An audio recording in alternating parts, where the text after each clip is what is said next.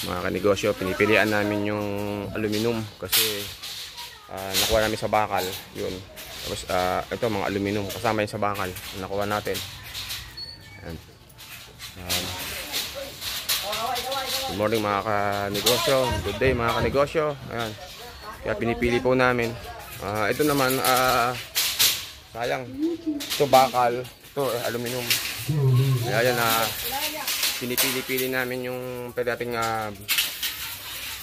pakinabangan. Sayang naman at napakataas ng aluminum ngayon, tapos sa bakal lang natin nakuha, kaya ating pinipilian. Yan. Yan yung ating mga makikisig na mga tao. Yan. Kaya medyo swerte tayo ngayong mga panahon dahil nakakajak pa tayo ng mga galtong mga hakot. God bless mga kanegosyo.